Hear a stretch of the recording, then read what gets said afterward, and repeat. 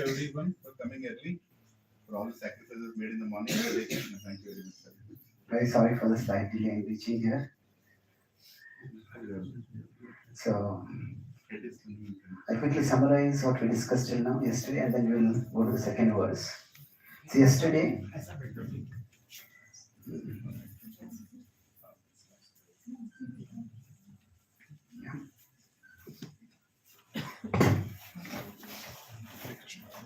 Hare Krishna.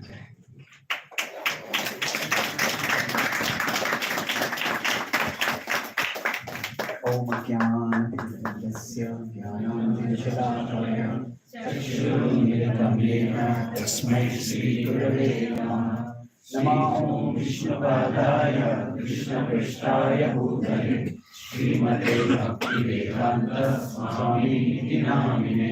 Namaste Saraswati Deve Gauravani Pracharine Nirvishesha Shunyavadi Paschatyareshatarine Vanchakalpatarubhyasya Kripa Sindhubhya eva cha Patitanam Pavanebhyo Vaishnavebhyo Namo Namaha. Jai Shri Krishna Chaitanya Prabhu Nityananda Shri Advaita Gadadhara Srivasadi Gaura Bhakta Vrinda. Hare Krishna Krishna Krishna Hare Hare Hare Rama Rama Rama Hare Hare. Hare Krishna.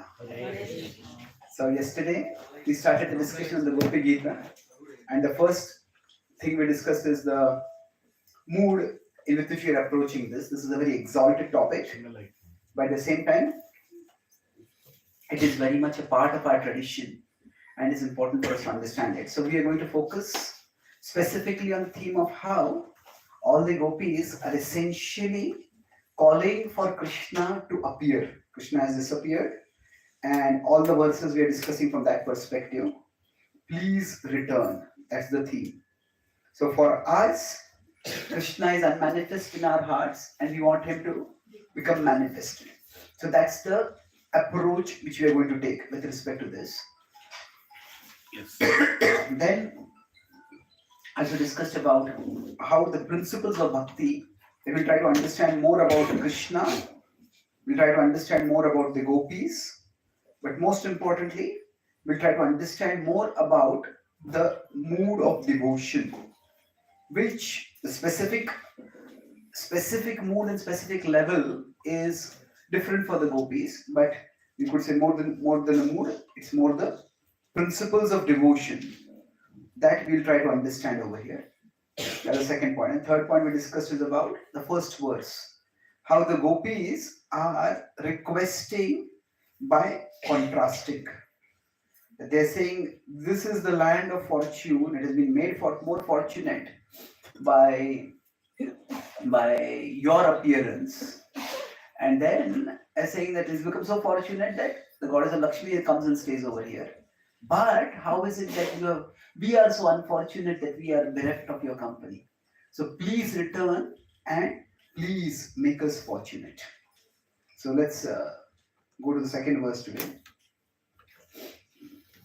I'll explain the meaning and then we will look at who will be singing.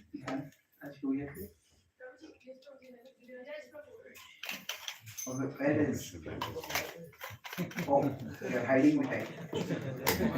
Okay, so please become manifest. Okay, so it's interesting in this verse, they are making a request, but almost half of the verse is a description of a metaphor. They're saying, Krishna, how beautiful you are. Sharad Udashaye Sadhujata Sat. So that which in autumn appears, Sadhujata, which is very beautifully formed, very of lasting beauty. Sarasijodara Shri Mushadrisha. So Sarasijodara, that the lotus flower, it's Udara. Shri Musha, your glance is like that. It steals our heart. Shri Musha Drisha, your glance is as beautiful or more beautiful then an exquisitely formed word of the lotus flower. And then, so that's the first part is they're describing his beauty. Then Suratanathate, you are the god of love. Suratanathate. So Rata is Rati. Surata Nathate. This has nothing to do with the place Surat. So this Krishna is the Nath of Surat. Krishna is the Nath of Surat also. But that is not the reference over here. Suratanathate, and you are the god of love, and we are serving you simply out of love. So to emphasize that, they're saying Ashulkadasika. They're serving you without getting any remuneration. And you are the God of love. We are serving you out of love. Then naturally you should be blessing us. And you are known as a blesser, Varada. You are the giver of Vara. But instead of giving us the Vara, what are you doing? Nignato Kimvadha. You are actually killing us. So instead of blessing us, you are doing the opposite of blessing. You are killing us. And how are you killing us? By going away from us. Now, being separated from you is like death for us. And that is painful. So instead of rewarding, why are you punishing us and why are you punishing us so terribly? So again, you will see this repeated mood of contrasting. Now, this is how Krishna you are, and this is how you should be acting. But how are you acting like this with us? That's what they're doing over here. Okay. Let's see. Can you increase the size a little?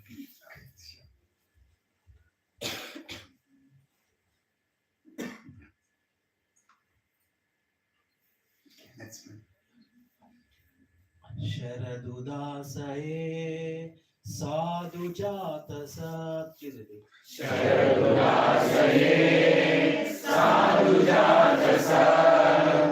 सरसि जोदरा श्रीमुषादृशा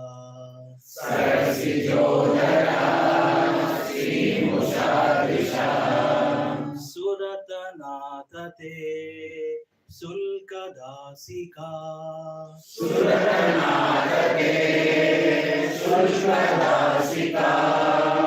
वरदनतो नेह किं वदा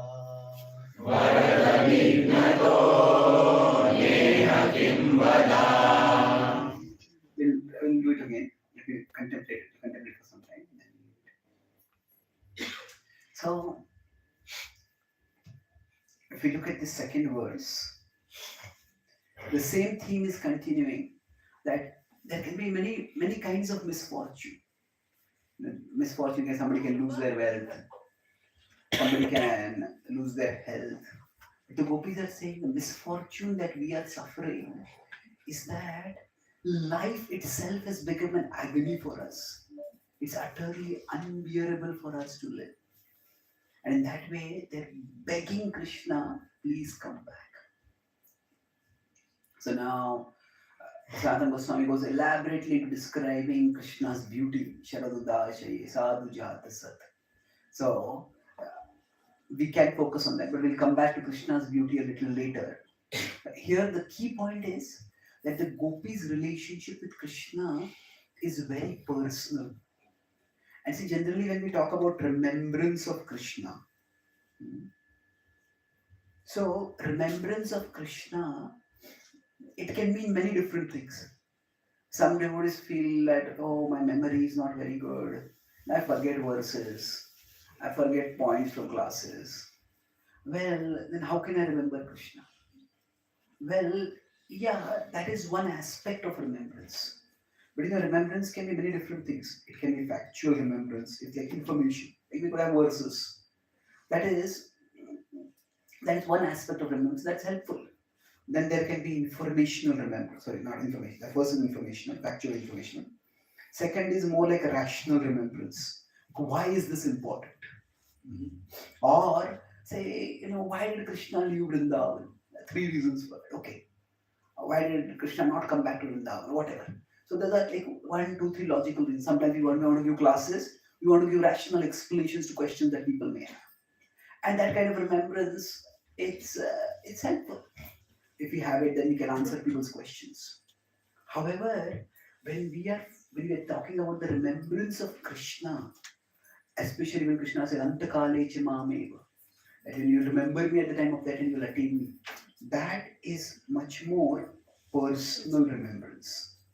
Personal remembrance means basically it's remembrance of not just the person Krishna, but remembrance of our personal connection with Krishna. So it is how we feel most connected with Krishna. So for each one of us, it could be different. For some people, verses and memorizing verses may be the way they connect with Krishna. And we all have been, we all, we all have multiple senses, but we all, you could say, have special focus on particular senses. Some people's hearing is very sharp. Some people's nose is very sharp. They can anything, they smell it, they immediately can they sense it.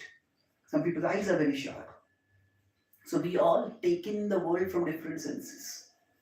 And how our personal remembrance of Krishna can be cherished the most. That is what we need to find and we need to cherish. So for me, when I go and take darshan, just looking at Krishna, it just doesn't cut it for me.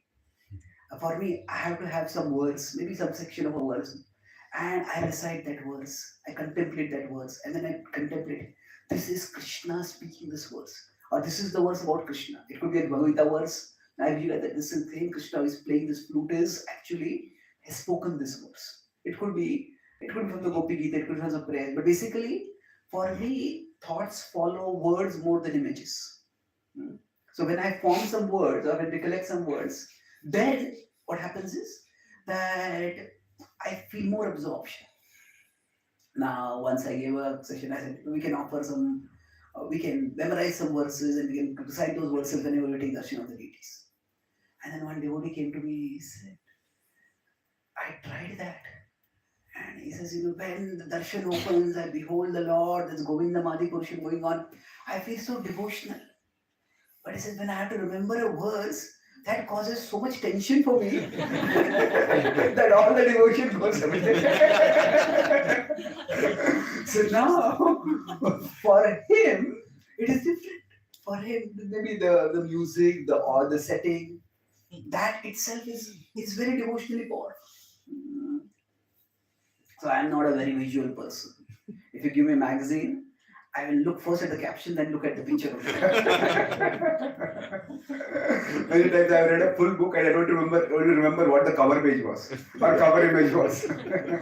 So I'm much more a verbal person than a visual person. So if somebody asks me, okay, I had the same experience with the opposite side. Somebody told me, okay, you look the darshan of the deities and you remember what color was the turban, what color was the garland, what all colors were there in the garland and the flowers in the garland. If I start remembering that, I get tension because of that. So the point is that now, of course, it can enhance our memory, enhance our remembrance of Krishna. But for each one of us, we have to find out if I close my eyes and think about Krishna, what do I think about? What thought comes naturally? Maybe it is some words glorifying Krishna. Maybe it is somebody singing a particular kirtan. Maybe it is a particular darshan, particular image of Krishna, whatever it is. So, and it may not be one same thing all the time. It may also vary. We have different spiritual experiences during our bhakti journey. And we may remember different things. For somebody, it might be, if you just go to Vrindavan and come back, and maybe it is Krishna Balram deity, Krishna Balram Mandir, maybe it is Govardhan, maybe it is Shab, maybe it is Kusum Sarovar, or whatever, Radhakund. So, whatever it might be. So we all have our devotional memories, and those come forward to us, and those can come forward to us in vivid detail. So here, and the gopis are approaching Krishna. Krishna is not in front of them, but they are looking at the forest of Vrindavan. And this, the Raslila happens in many different occasions.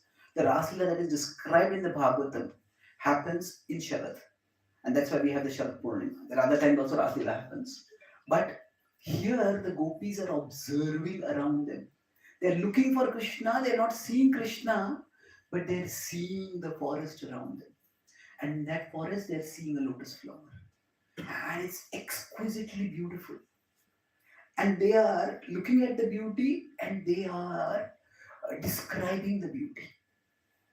But they are saying this beauty pales in comparison, O Krishna, to your beauty.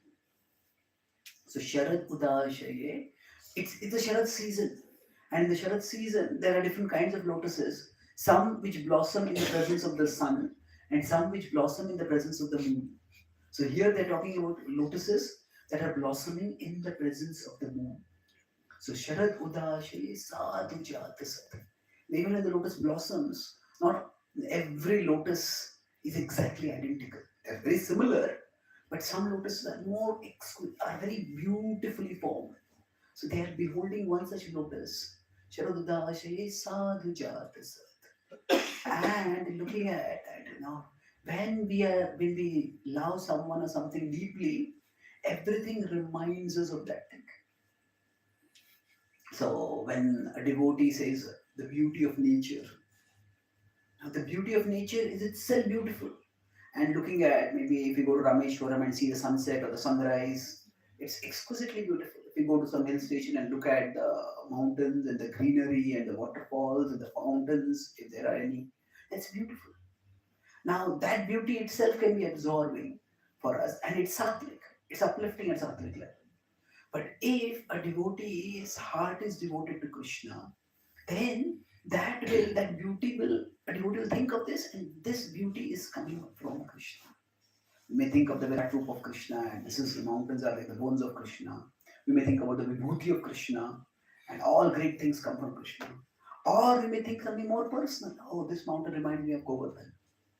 So in general, it is not that we have to turn away from the world to remember Krishna. Sometimes things in the world can also remind us of Krishna. So the gopis are beholding a beautiful lotus flower, and that is reminding them of Krishna. So in general, for us as devotees, when we are trying to cultivate Krishna consciousness, I talk about three things over here. First is our own cherished memories. Whatever is it that comes to us, naturally we try to cherish that. Now, if it's somebody just loves Govardhan, that they have the very special spiritual experiences, and maybe keep that close to us. Maybe have pictures of Govardhan in our home, have pictures of Govardhan on our phone. Mm. So that way, sometimes having it on our phone is more important than our home also, because our phone is our mental home.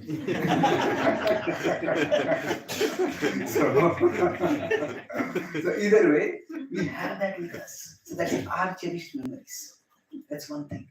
Another thing is also that we can keep around, we can try to surround ourselves. The material world is a place where there's so many things, so many temptations and distractions that will take our consciousness away from Krishna. But we can try to create our own sacred space where we have devotional stimuli around us. So our sacred space could be our altar. If we have our workspace at work, maybe there also, depending on what is appropriate, we put some pictures, we put some quotes, whatever it is. We create our sacred space where our externals aid us in our remembrance of Krishna. We can't change the whole world, but we can change our corner of the world, or at least we can create one corner of the world where we frequent and where we frequently go. So where we frequent and where we can remember Krishna easily. In many times we have to neglect or reject the external so that we can remember Krishna. But there needs to be at least some time where the externals aid us in remembering Krishna. And for the gopis, they are in Vrindavan, and Vrindavan is rich with remembrance of Krishna. So they are looking at this beautiful lotus flower and they're saying, "Oh Krishna, your beauty is so much more than this. Shri Musha Drisha, your glance." The gopis will talk about the glance repeatedly. At least there are 4 references to Krishna's glance. We'll come to that again. But here, the gopis' level of absorption in Krishna is seen. They're observing, but the observation is not distracting them from Krishna. The observation is intensifying their remembrance of Krishna. And now, there's an interesting point. So basically, the first thing is that you are beautiful. Now, it is extraordinarily beautiful, they are saying. Now, generally, for men, we use the word handsome, but beauty is, we talk about Krishna's beauty. So, beauty is one of his appearances. He is extremely beautiful. But then they're also saying, Krishna, you're not just beautiful, you are also loving. You are Suratanath. Now, there are sometimes people who are very attractive looking, but they may be very selfish, they may be very egoistic. They look attractive, but the words that come from their mouth are not very attractive. Their behavior is not very attractive. But if somebody is very attractive looking and also very loving, then the attraction also becomes irresistible. For both to be present is rare.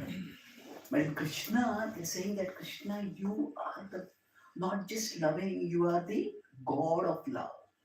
You are, you could say God of love means you are supremely loving. Suratanath. So the word Surat has many different meanings. And so Rata is Rati. Rati is attraction. Surata means you are the object of good attraction. We all get attracted to various things in life. But if you get attracted to Krishna, that attraction will uplift us. That attraction will elevate us. That attraction will liberate us. So, bhakti is not just about giving up attachments. Bhakti is also about developing attachments. Mai asakta manaha, Krishna says 7.1. So, Krishna, in one sense, if you understand, he's beautiful and he's also loving. So, you can say it's easy to get attached to him. It's not entirely easy, but relatively, it's not that difficult. It's difficult to love somebody who is unloving, who is selfish, who is hateful. It is possible to love somebody who is repulsive also looking, but it requires more effort. Krishna is attractive. Krishna is also very loving, and in this way, naturally, the gopis are saying our hearts flow towards you. Flow not only naturally, it's almost overwhelmingly, irresistibly, our hearts flow towards you. And then the gopis are saying, Krishna, you are attractive, you are loving, and then we are also loving you. And the testimony to our love is that we getting nothing in return. They are Ashulka Dasika. Now, this Ashulka Dasika is very interesting, that usage. Why? Because, first of all, the gopis are referring to themselves as dasis. That is, we will see later on, the mood keeps varying. So, in one verse, they will say that Krishna, you are our Nath, and also you are our Raman. You are a master, and you are also our lover. So, there is this shifting between the Aishwarya of Krishna and the Madhurya of Krishna. So they also say that we are your Sakhis. But here they are using the word Dasis.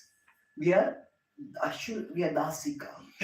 So Dasika indicates a little bit more of they are aware of Krishna's Aishwarya. And they are saying we are your maid servants. But what kind of maid servants? Ashulka Dasika. So Ashulka Dasika means we are getting nothing in return. So normally, if somebody is employed by someone, they expect some kind of remuneration, but here we are getting nothing. Now, this is where the speciality of the love of the gopis comes up. We often hear that the gopis are the topmost devotees, Radharani is the greatest devotee. Now, we may wonder, okay, but why are they considered the greatest devotees? What makes their love so special? There are many things, but let's look at it from one perspective. See, generally, whenever there is any loving relationship, hmm, there is some level of reciprocation. There is something we do for the other person, so that is our contribution in that relationship, and then there is certain expectation of what that person will do for us. And when there is reciprocation in this way, then that relationship becomes sweet. Now, the contribution and reciprocation will not be exactly in the same form. They may be in different forms. Say what the spiritual master does for the disciple and what the disciple does for the spiritual master. They're two different things. What the parents do for the children, what the children do for parents. They're two different things. But there's an appropriate contribution and there's the expectation which is to be fulfilled. What is that? Whatever is in that. Now, generally, a relationship becomes strained when a person starts feeling that I am doing so much for this person and this person is doing nothing for me or doing so little for me. So, if we start feeling that what we are doing is so much and what the other person is doing is so little.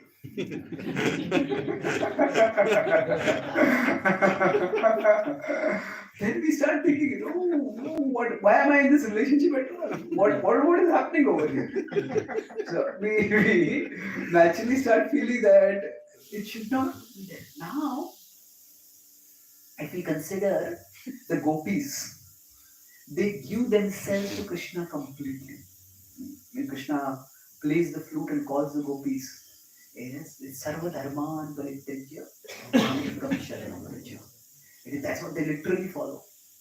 Sarva, they just, for them,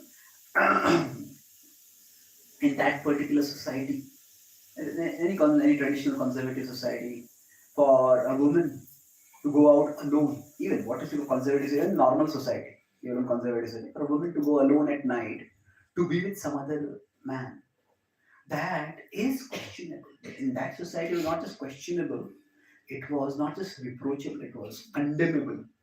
Basically, the gopis, they were accepting social ruin by leaving. And it's not that they were even living discreetly. Nobody will see where I'm going for this rendezvous. No. They just ran when Krishna called them. And they generally, if a person, if somebody wants to go sneakily, they don't run. When you run, you immediately catch attention. Why are you running? What's happening over here? So it is not that they were planning, okay, now at this time, everybody will be sleeping and then we'll go. No, Krishna played the flute and immediately they went. So even when their family was saying, you cannot go now, you should not go, but still they ran. So in one sense, the gopis, they were ready to reject everything for Krishna's sake. See, devotion, in one sense, is progressive. We could say progression of devotion if we talk about it. So initially, when we express our love for Krishna, we try to express our love for Krishna, say we give up certain things for Krishna. So love is expressed often by what we are ready to sacrifice or give up. So one is we give up bad things. So for example, we give up meat eating, intoxication, all those things. These are bad things, they are fun. And we give up for Krishna. That is itself a sign of seriousness in devotion. So somebody is ready to give up habits maybe they had for their lifetime before that. So giving up bad things for Krishna is a sign of devotion. It's a sign of seriousness in devotion. But beyond that, sometimes we may even have to give up good things for Krishna. And that is even more difficult.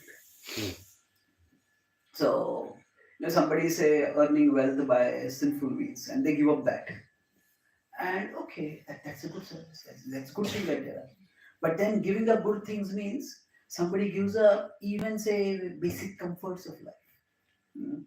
Say somebody gives some generous charity. They give such charity that they have a big house for themselves, they give it away as a temple and they move to some small house nearby. That's a far greater sign of devotion. Now, the good things can be gross, where we sometimes, I said, we may give up well. Good things could be, where we have the example of Rantidev. He had fasted, and at the end of fasting, he was about to eat food. And then some guests came, and they give up that also. And he was not just giving up simply in charity, he was thinking that the Lord has sent these people, and I'm serving the Lord by that. So giving up good things, we can give up gross things, could be comforts, it could be food, things like that. We give up for Krishna's sake. Mm. So that is a further sacrifice. Say if we are in a program and maybe the amount of say dessert sweet that was made is limited, and then something is in our plate, but we see some new devotee has come, and that devotee is not got that. Then we may take from our plate and give to that. We may love that dessert, but we sacrifice that. So now there's a taking prasad is purifying, but giving up a good thing for Krishna is actually even greater. But what is even more difficult than giving up gross things is relatively easier. But giving up subtle things. Subtle things means, say for example, fame. If sometimes some people may give a lot of wealth, but then they want their name to be there. Oh, I have given this much wealth. Now, of course, it is good that now if somebody wants fame, and see fame is also the pride and the desire for fame, it's also a conditioning in the heart. And if you tell people just give it up completely, it may be difficult. So if somebody wants the fame also, at least they're doing service, they're doing charity, that's good. But giving up fame for Krishna, that means somebody gives a huge donation and they say, I want to be anonymous. That actually is much more difficult. But it's one thing to not want fame, but it's far worse to actually accept infamy. To give up fame when it's due for us, that is itself difficult. But somebody does some wonderful service, and then they say somebody gives a lot of charity, but they keep it anonymous. And everybody in the community thinks, you are so wealthy, you give no charity at all. You are so miserly. And they accept that criticism without defending themselves. You know how much I give more than all of you combined together. That's the natural tendency. But to accept infamy is even more difficult.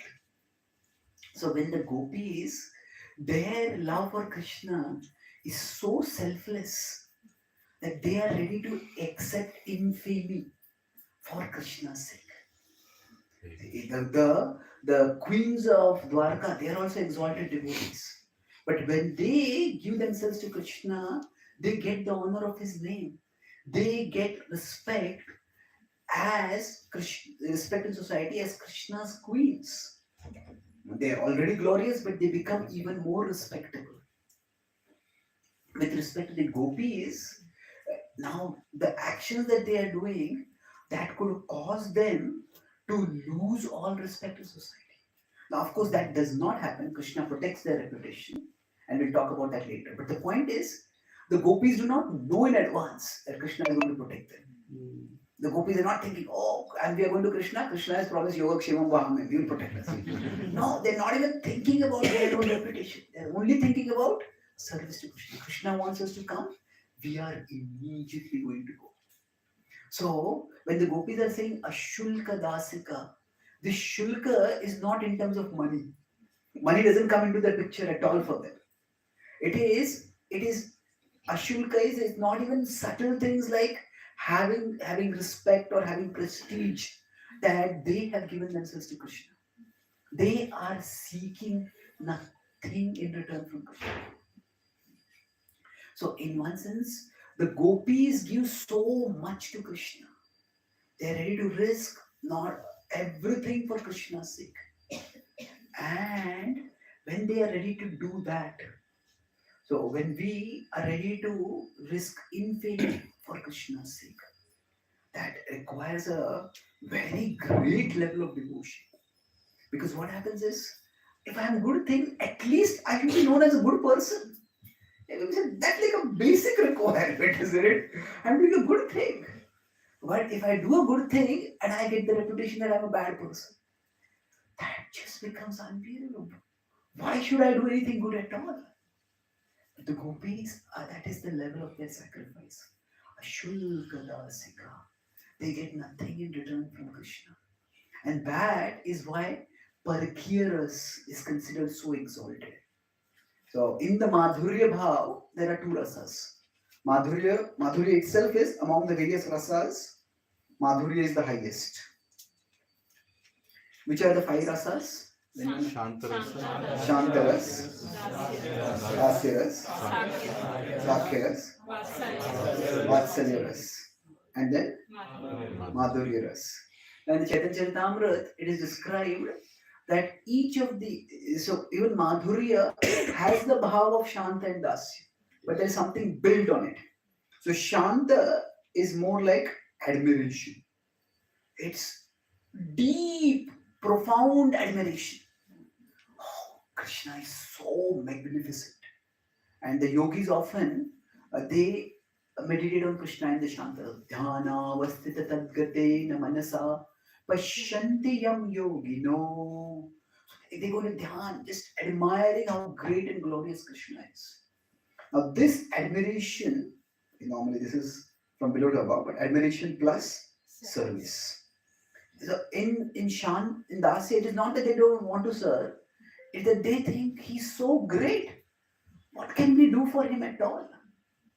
But in Shanta there is, in Dasya there is, he's great, but I want to do something for him. So there is service. Then in Sakya, there is the idea of, there is admiration, there is service, but there is also friendship. There is the idea that he's our friend. So it's not just that we are serving him. Sometimes with friends we joke with each other, we make fun of the other person, pull the leg as they say. So that you could say there is more proximity, more closeness in that relationship. Now Vatsalya is even more. What is all these three are there, but plus the idea of maintenance is there. That Krishna is dependent on me. That if Mother Yashoda actually thinks if I don't feed Krishna, Krishna will go hungry, Krishna will become weak, Krishna may even die. Now, Krishna is the person who provides food to the whole universe. But that feeling is the reflection of the intensity of her devotion. So now all these are there. The gopis also feed Krishna. So they also are anxious that Krishna gets the best food. But there is something more. What is the last thing? There is intimacy. Intimacy means that there is a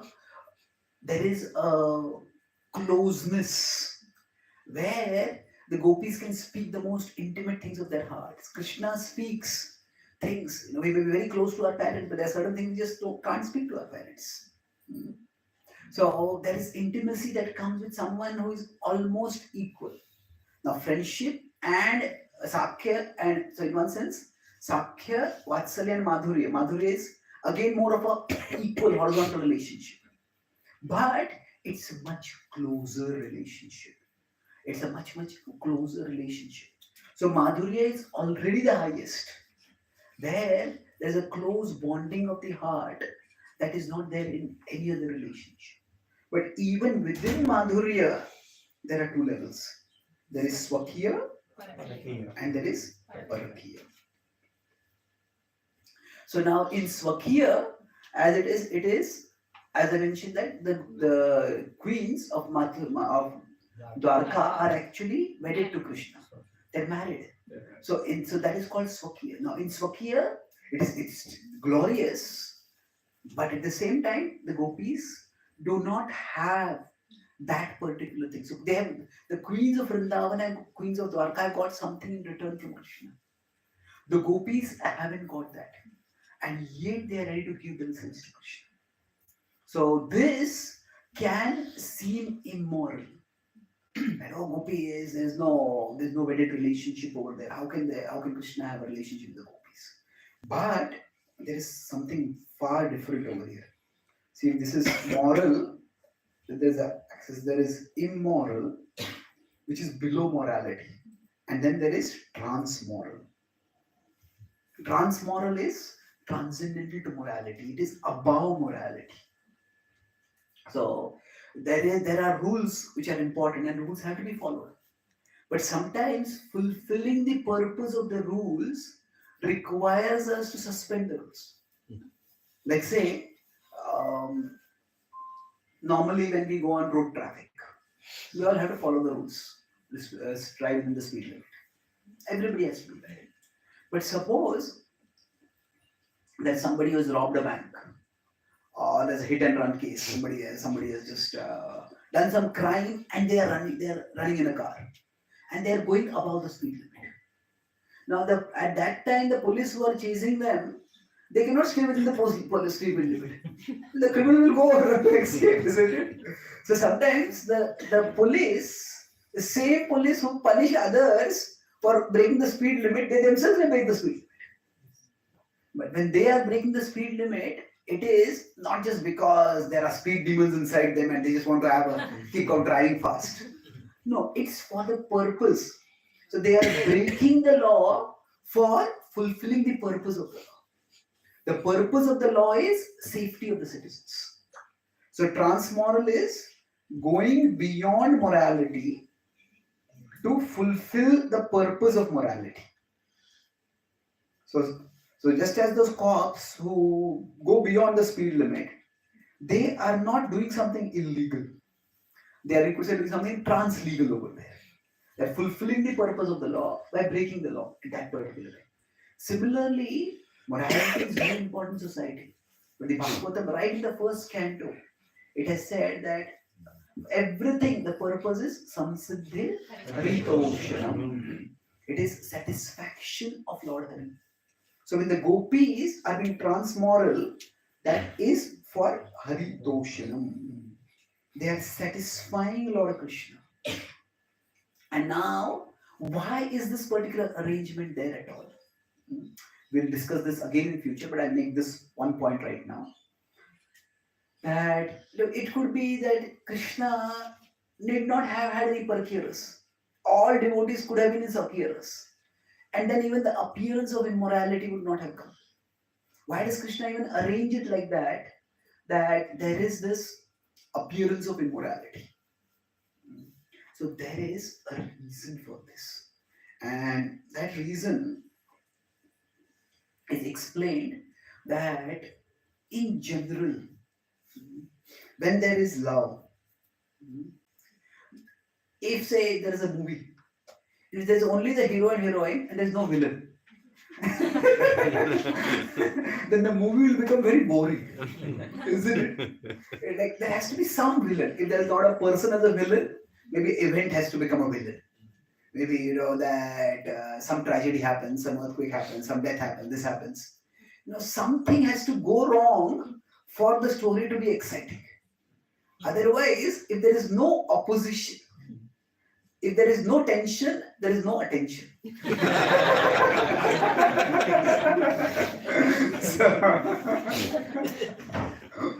so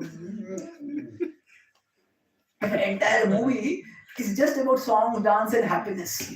Well, after some time you'll get bored, because you want to enjoy, but even the escapist fantasy that is there has to be some tension over there. So now Krishna is God.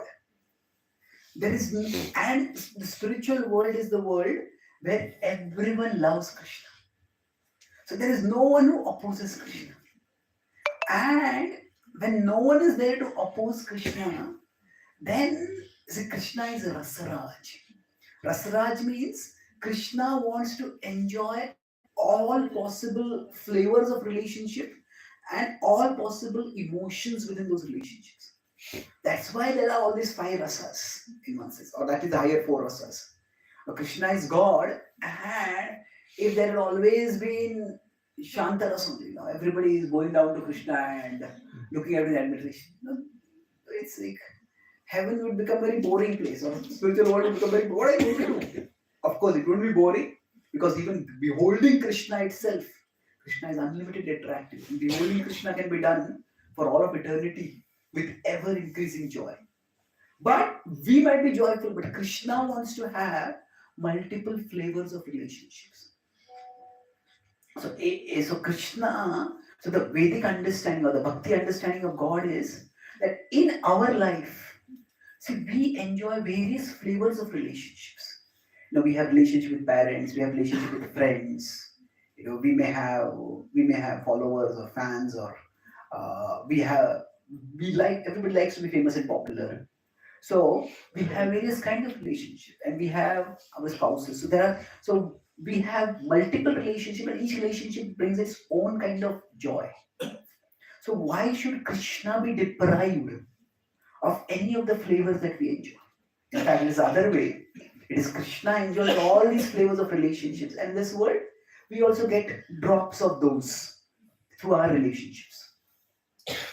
But the spirit, so the point is that Madhurya Ras is there because it is there because that is one of the most intimate forms of relationships. Having said that, in the spiritual world, Krishna doesn't just want, like, he wants love with some excitement, some tension. So therefore, the spiritual world is arranged in such a way that the interruptions or obstacles are created within Krishna Lila. So we could say the whole idea of Leela, it's like a drama or a play. So now there are the characters who have their, you could say, real life apart from the drama.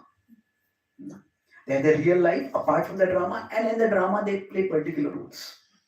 So we could say there is Tattva and then there is Leela. Now in Tattva, Krishna is the Lord of all living beings. That means he's the Lord of the gopis also. So he's called as Satvatampati. That he is the Lord, the husband, the master, whatever word you use, for everyone, including the gopis. So every single gopi, Krishna is her husband.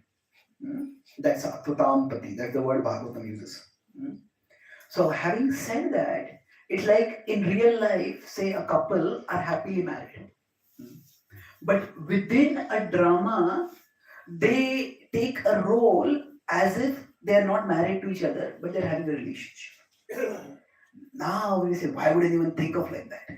But within the Leela, so Krishna and the gopis, eternally, they are, constitutionally, they're all parts of Krishna. So Krishna is the Lord of everyone. But within Leela, what happens is that to create to have obstacles that lead to greater excitement, greater flavor in the relationship. So what happens is this Parkiya Ras is created. So Parkiya Ras is actually, even the gopis in Parkiya Ras are Swakya only, because every living being is a part of Krishna. But that particular setting is created so that there can be greater flavors, greater excitement, greater tension, greater anxiety in that love. So the example that the Gaudiya Acharyas give is that suppose there is an elephant, and that elephant is tied by ropes.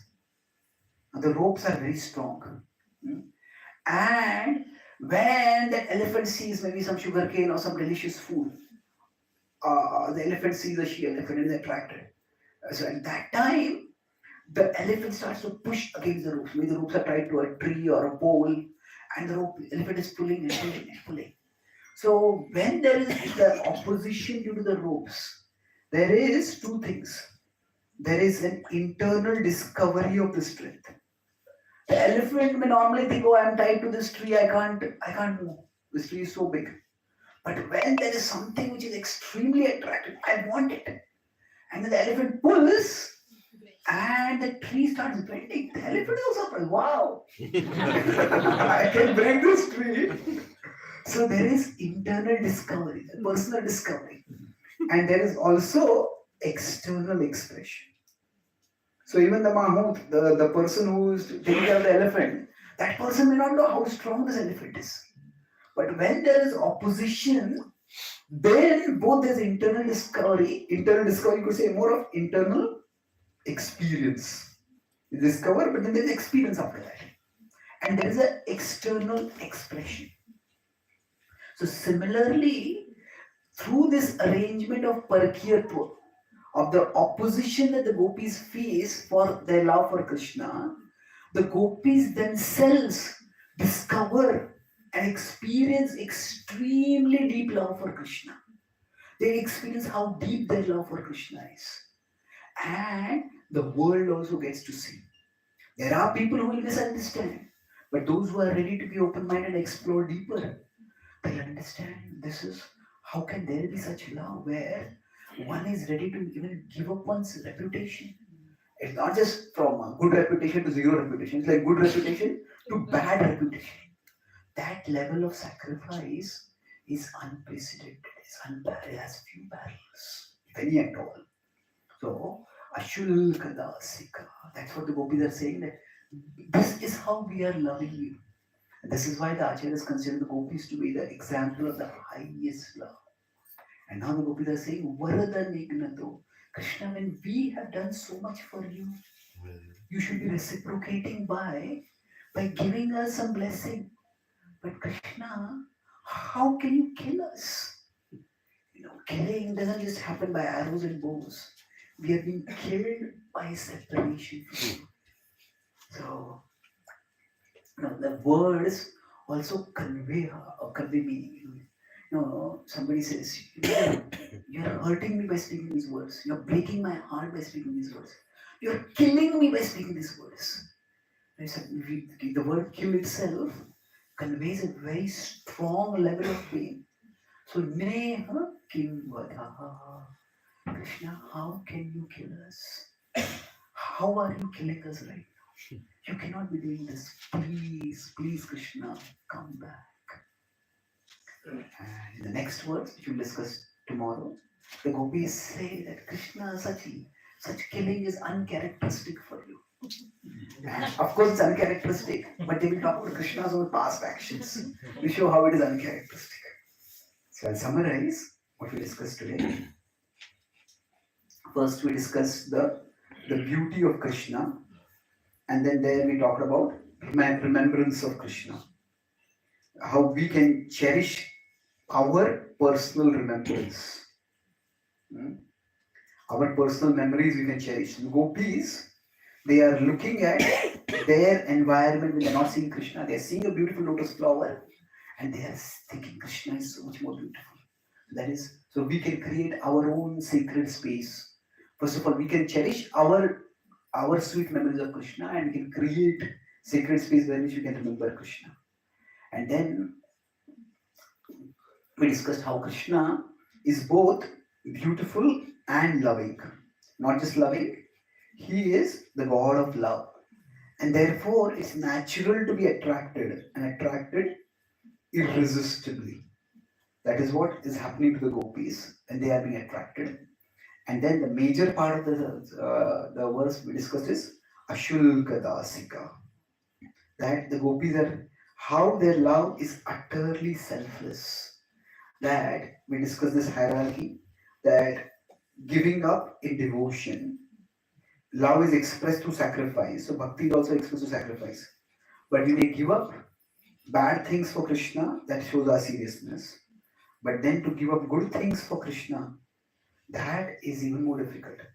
But giving up good things which are gross is easier. But subtle is even more difficult. And it's not only just giving up subtle things, but accepting the opposite. It's like accepting infinity. That is the most difficult. And so the gopis, they accept the reputation of social rulership, of being women who have no self-control or something like that, for the sake of Krishna. So their actions are actually trans-moral. But the world may misunderstand them to be moral, immoral. But they are ready to accept that. And then we discussed lastly, why is the setting of Parakiyaras there? It is primarily to increase the excitement within love. the intensity of love, both for the devotees themselves, for Krishna, and for both internal experience as well as outer expression. So thank you very much. Hare Krishna.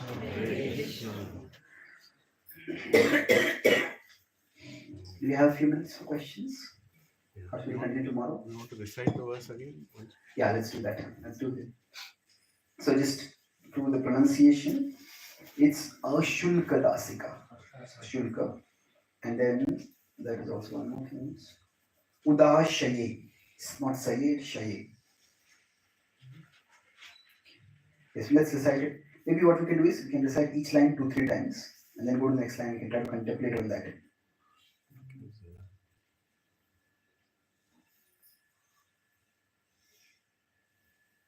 Yeah. Sharadudashaye sadhu jatasa. Sharadudashaye sadhu jatasa. Sharadudashaye sadhu jatasa. Sharadudashaye sadhu jatasa. Sharadudashaye sadhu jatasa. Sharadudashaye sadhu jatasa. Sarasi jodara Shri Mushadrisha. Sarasi jodara Shri Mushadrisha. Sarasi jodara Shri Mushadrisha. Sarasi jodara Shri Mushadrisha. Sarasi jodara Shri Mushadrisha.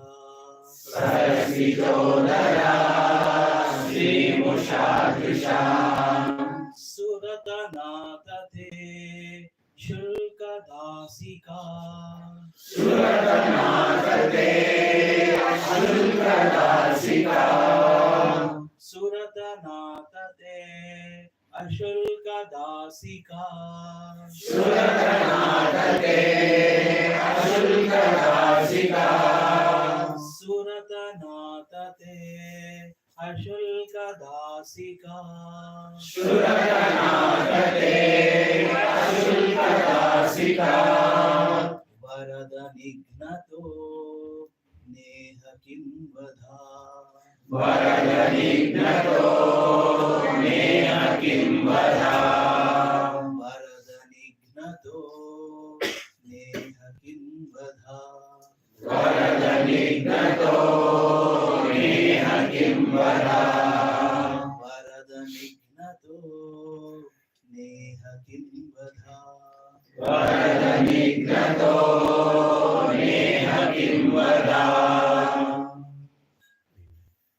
Krishna Bhagwan ki Jai. Gopi Gita ki Jai. Srila Prabhupada ki Jai. Krishna ki Jai.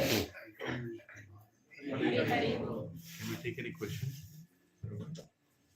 Yeah, I'm okay to take. I don't know. We don't want to force devotees to be here. No, you have a class after this, right? That's I posted 11 o'clock, so we have some time. Maybe 1 or 2 questions we can take. Hare Krishna. Thank you very much. In Shantaras, there is so much of admiration. In Shantaras. Shantaras. So it is like I am nothing and then you're extraordinary. But like in friendship, okay, we generally take a friendship only when somebody is equal. Okay.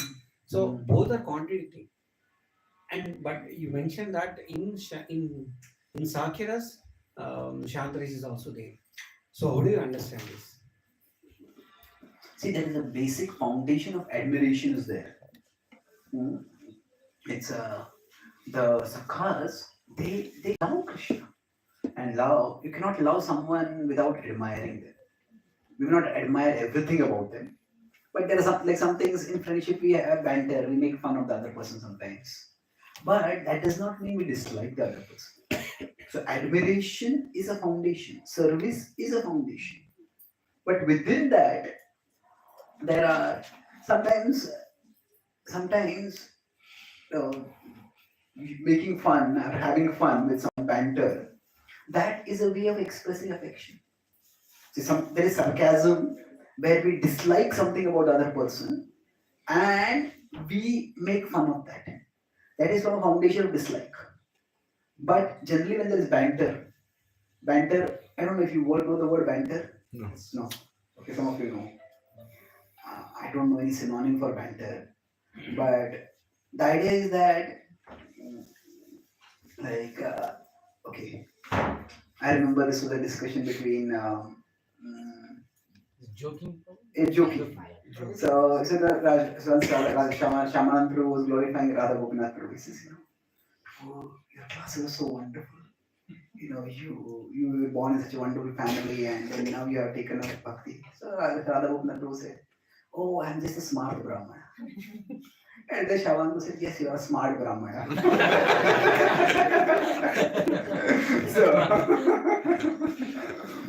Then Radha Gopinath said, you are smart to see that about me, but that is not true. So basically, sometimes, now this is of course glorification, but sometimes you minimize the other person out of fun. And that is also there. There are different flavors in the relationship. So it doesn't actually, the foundation of admiration is there. But within that, there is sometimes some up and down, which adds to the flavor of the relationship. So it is not exactly contradictory. It is within a foundation, there is up and down. So when there is love, sometimes we may glorify the person, sometimes we make fun of the person. And that's also an expression of love. Now, of course, if that other person doesn't feel that love, then when you make fun, they won't like it. But if there is that foundation of love, then what happens is that somebody feels comfortable enough with me to make fun of me. That is seen as a sign of closeness, a sign of proximity. So Shantara is also kind of love. Of course, it's bhakti, it's a bhakti rasa. It's not that it's not love at all, it's definitely love. Those in Shantaras are also liberated. It's like sometimes. Enter into Goloka. Yeah, Goloka, the trees there can be in Shantaras, you can go to Vaikuntha. But sometimes we glorify Madhurya so much that we glorify Goloka so much that we need Vaikuntha like our backyard. It's not like that. So similarly, Madhurya is greatest, but that does not mean Shanta is a trivial thing. Shanta is also extremely glorious. So, in Chaitanya Charan Prabhuji said that Shanta has two characteristics. It is complete detachment from matter and complete attachment to the Lord, which itself is very exalted. Yeah. Hare Krishna. Thank you. Yes. Thank you very much for the opportunity to listen to the Gopi Gita and giving us some foundational aspects like why even Parakiya Bhava has been coming. Thank you, Prabhu. Prabhu, I have this some foundational question. As a Vaishnava, you always say that Dasa, Dasa, Dasa, Anudasa. That's the mood we try to imbibe and try to develop. But our goal is a Madhurya Rasa, which is to in the conjugal love with Krishna. So I find it a little contradicting for me to understand. With the mood of Dasa, Dasa, Anudasa, how do we work towards the goal of Madhurya Rasa to be with Krishna? I find it a little difficult to understand. Prabhu, you can kindly clarify. Thank you, Prabhu. Well, I find it difficult to understand why everyone doesn't find this difficult to understand. Yeah, that was one of the first questions I had when I especially heard about the Gaudiya mood. I thought about it, I discussed with different devotees. I'll give two-part understanding to this. First is Prabhupada in the 18th chapter of the Bhagavad Gita. He says the relationship of a devotee with Krishna is always through the spiritual master. And yet, the relationship is direct. It's a personal relationship. It is not that, say, the Guru stands between us and Krishna. The Guru says, you cannot look at Krishna unless I give you permission. It's not like that. The Guru does not stand between us and Krishna. Actually, the Guru removes all the things that stand between us and Krishna. The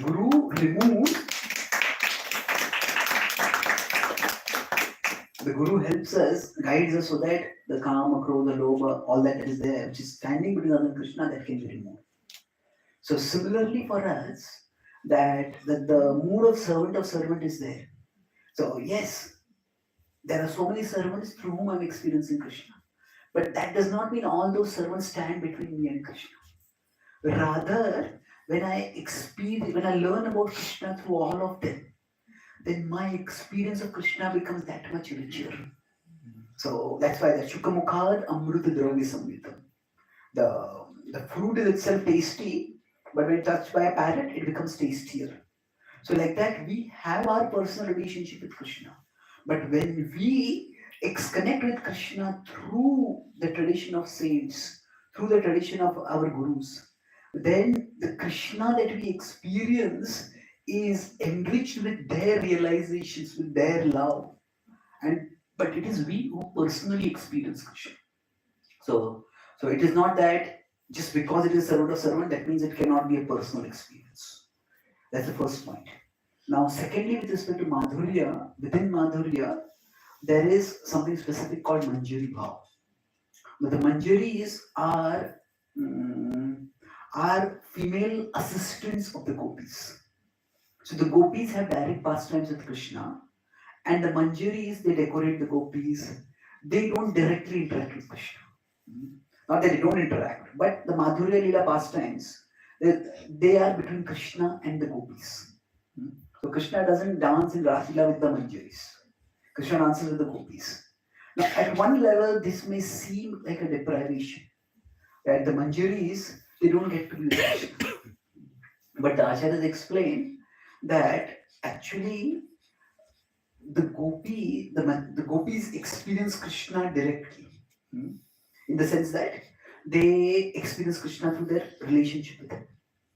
But the Manjaris get to experience love from both the gopis' perspective and Krishna's perspective. So that means they're young females, they're younger in age than the gopis. So, but they can relate with the gopis.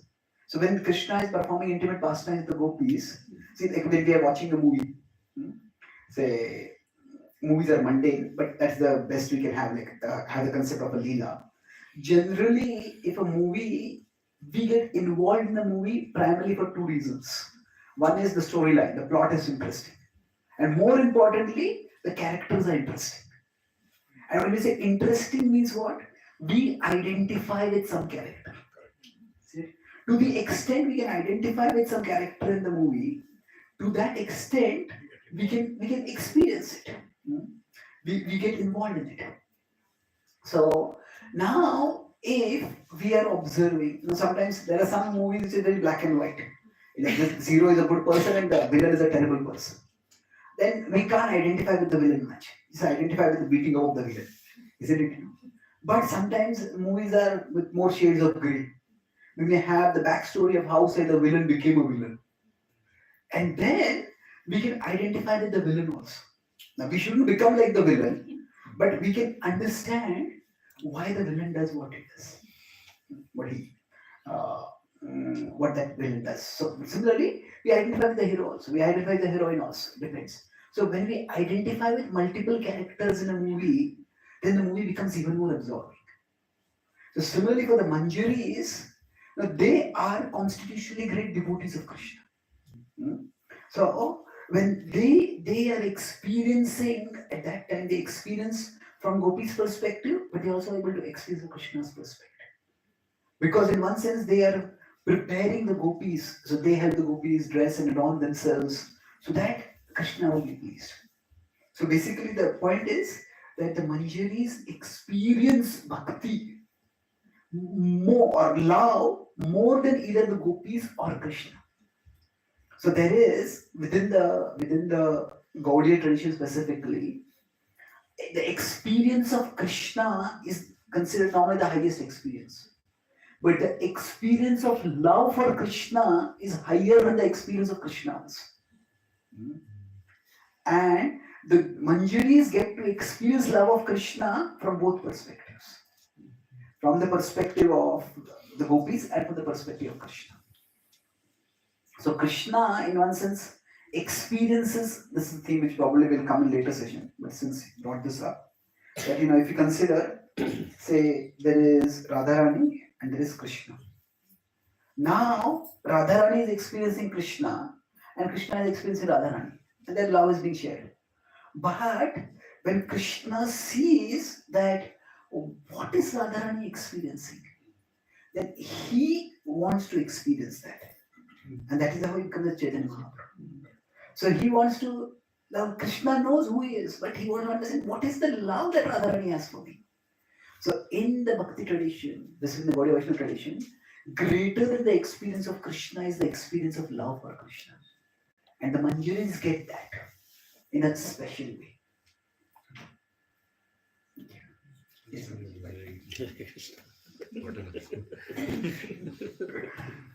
Correct. Thank you very much for wonderful classical questions. Prabhu, I have a doubt actually. Like in our Sampradaya, it is said that Madhavendra Prabhu Maharaj was the first one who introduced Madhurya Prema in our Sampradaya. But it is said that he is Kalpavruksha in Golak. So he's in Shantaras. How did he introduce Madhurya Prema is something I couldn't understand. Okay, so Madhavendra Puri, he is a Kalpavruksha in the spiritual world. Actually, I'm not really sure about that. I'll have to look at carefully more at the reference. Sometimes the translation things get lost. What is said is that he is the root of the tree of love of God as was manifested in this world. So, and then Chaitanya Mahaprabhu is like the fully blossomed fruit or flower, fruit of that. So it's more in terms of historical origin. It's not talking about eternal constitutional position. So if we envision love of God to be like a tree, then a tree grows from the root, or from the seed. The seed goes onward the root and then it goes upwards. So he is considered the seed or the root of the tree of love of God. And on that tree of love of God, Mahaprabhu is manifested. So I think it's more about historical origin in this world, or historical manifestation in this world. It is not about the eternal constitutional position. I think, We continue tomorrow? yeah, I think we should continue because many have to go to offices. Yeah, we don't want to Please, make it so long that you feel that you can't come for the classes. yeah, please But we will park, have time. We'll have time and we'll have time for question and answers also in future sessions. please park your questions, and if you want, you can send me the questions and send it to Prabhuji in advance so that he can even, have the answer ready in a shorter or longer way tomorrow. If that's okay. Yes. Hare Krishna. Thank you very much. Kansa Shri Bhagavatam ki jai. Gaur Premanand.